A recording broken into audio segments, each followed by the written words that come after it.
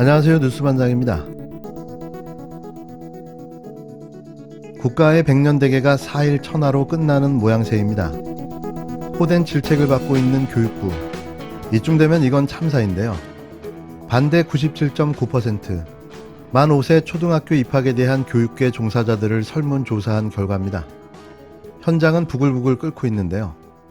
학부모들은 2일, 교육부 장관 면전에서 쓴소리를 쏟아냈고 3일, 차관에게 졸속 행정을 사과하라고 목소리를 높였습니다. 박순애 장관과 마주한 교육감들도 원점 재검토, 나아가 즉시 폐기를 요구했는데요. 이번 사태는 윤석열 정부에서 이어온 정책 난맥상의 집약체라고 해도 과언이 아닙니다. 대통령도, 대통령실도, 장관도 오락가락하는 모습을 보여 국민에게 큰 혼란을 줬습니다.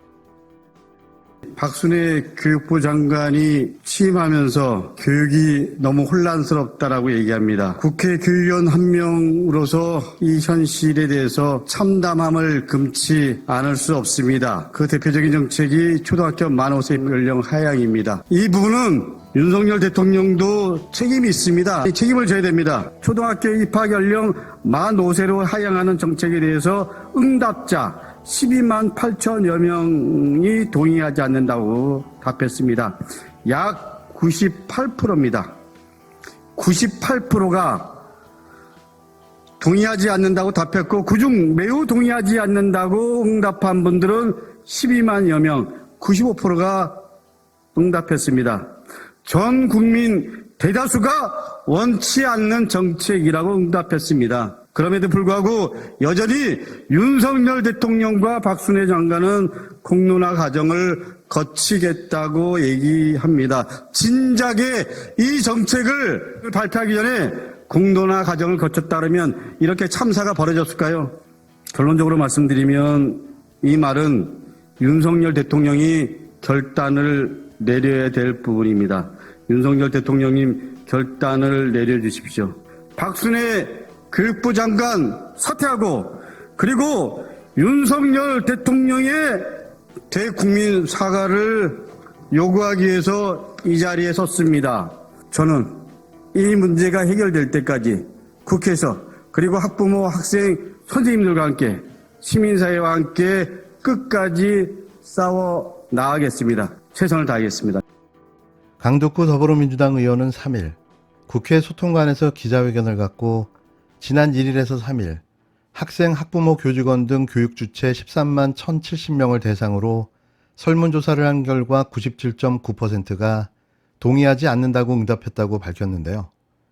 특히 매우 동의하지 않는다는 응답자는 12만 4,752명으로 95.2%였습니다.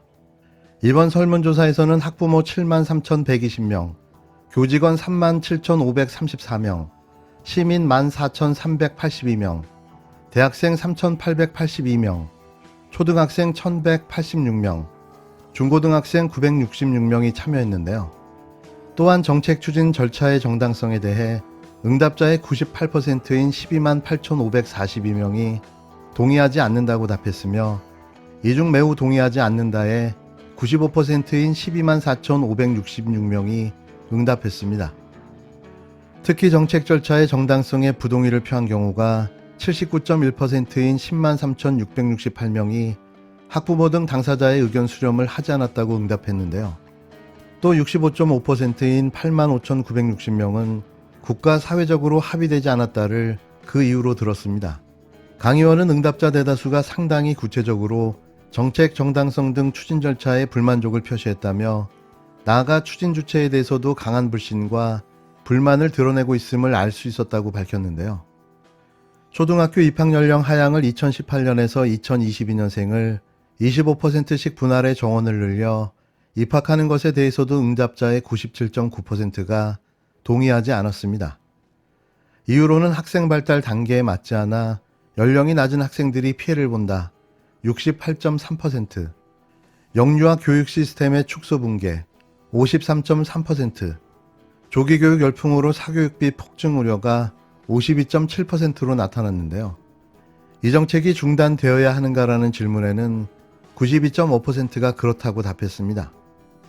강 의원은 설문 결과를 종합적으로 분석할 때 만 5세 초등학교 입학연령 하향에 관해 반대하는 의견이 절대 다수이고 박순애 교육부 장관과 윤석열 대통령의 책임을 묻는 걸 볼 수 있다면서 대통령은 이에 대해 책임지고 정책을 철회해야 한다고 촉구했습니다.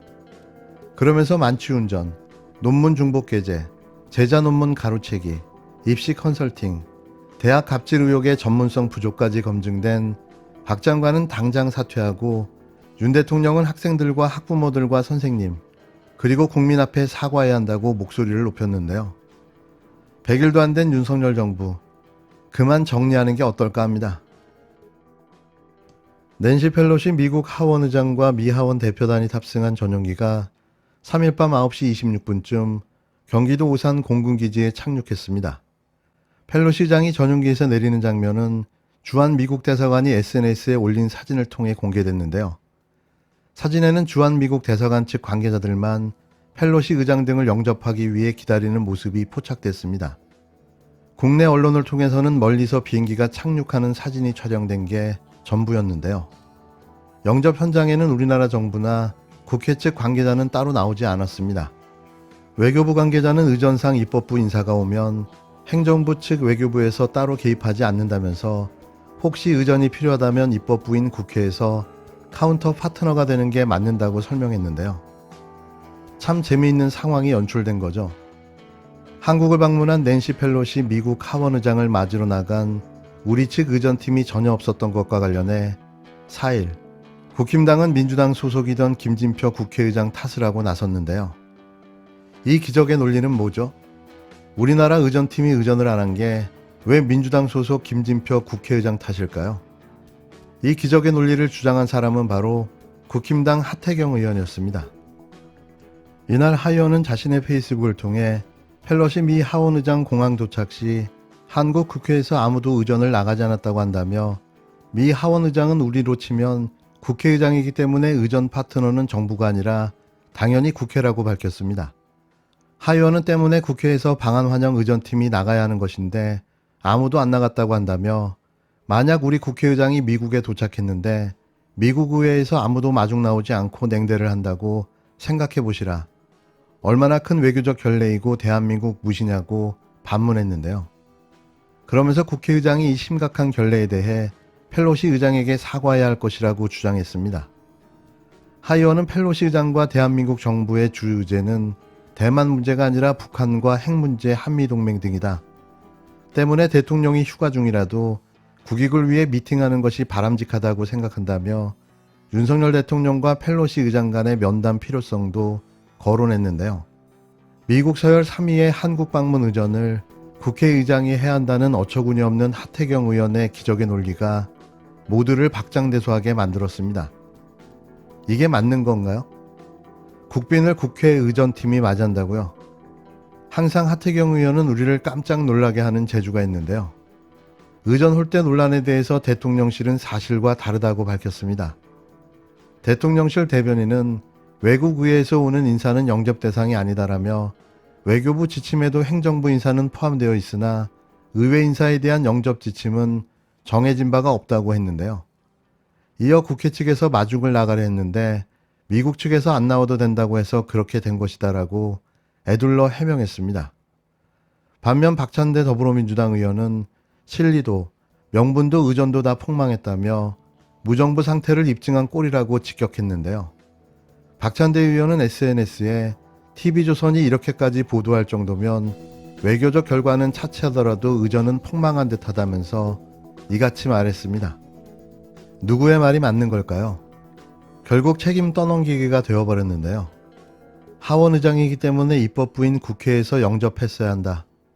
미국 내 서열 3위로 국빈에 해당하기 때문에 대통령실에서 영접을 했어야 한다. 뭐가 어찌됐던 윤석열 정부의 실수입니다. 컨트롤 타워가 없다는 걸 입증한 결정적 사건으로 기록될 듯합니다.